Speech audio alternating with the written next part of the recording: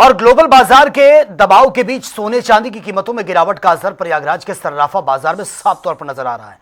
Jewellery कारोबारियों के अनुसार अंतर्राष्ट्रीय बाजार ब्याज दरों की आशंका और साथ ही मौजूदा सीजन की सुस्ती से खरीदारी है वो बहुत ज्यादा प्रभावित हुई है, जिस वजह से त्योहार और शादी विवाह का सीजन नहीं होने और मुहर्रम के चलते बाजार में सन्नाटा पसरा हुआ है।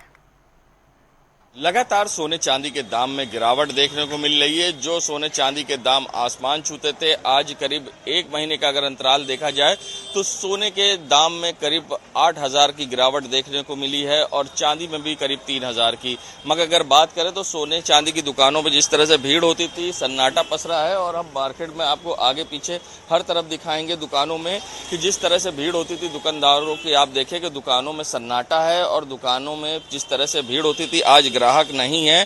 फिलहाल हम यहाँ पर जो ज्वेलर एसोसिएशन के उपाध्यक्ष हैं, हम उनसे भी बात करने की कोशिश करेंगे क्या इसका कारण है, किस वजह से दामों में ये उछाल देखने को मिला है। ये बताइए कि जिस तरह से सोने चांदी के दामों में भारी मात्रा में गिरावट देखने को मिली है, इसकी क्या वजह चल रही है और बाजारों में भी सन्नाटा पसरा है? इसकी वजह जहां तक हमारा अनुमान है कि ग्लोबल मार्केट में गिरावट और जो शेयर मार्केट की गिरावट होने की वजह से सोने में बहुत असर पड़ा है। और सोना पिछले महीने जब हमारे माननीय प्रधानमंत्री जी ने ये कहा था कि सोना खरीदना आप रोक दीजिए या बंद कर दीजिए, बंद करने का नहीं, रोकने के लिए इन्होंने कहा था। उस समय सोने का भाव हमारा अंदाज है तकरीबन 1,52,000 53,000 चल रहा था और पूरे महीने ऐसा रहा। और इस दर गिरावट होने के कारण आज सोना 1,44,000 रुपये में है। और मार्केट जहाँ तक हम देख रहे हैं सन्नाटा होने की वजह से, क्योंकि मुहर्रम चल रहा है और मुहर्रम में हमारे मुस्लिम भाई की परचेजिंग ना के बराबर होती है।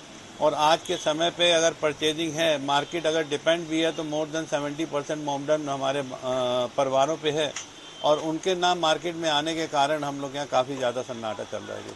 क्या लगता है कि सोने चांदी के दाम में जिस तरह से गिरावट है, आगे बढ़ने की संभावना या और नीचे जाने की? हालात को देख के हम लोग के मार्केट के जितने सीनियर्स हैं, जो हमारे बुजुर्ग हैं, जो ट्रेडिंग करने वाले हैं, उनका ख्याल आता है कि सोने और चांदी में अभी गिरावट और नज़र आ रही है। सोना तकरीबन 10,000 रुपये और चांदी तकरीबन 25,000 रुपये नीचे आने का अनुमान है।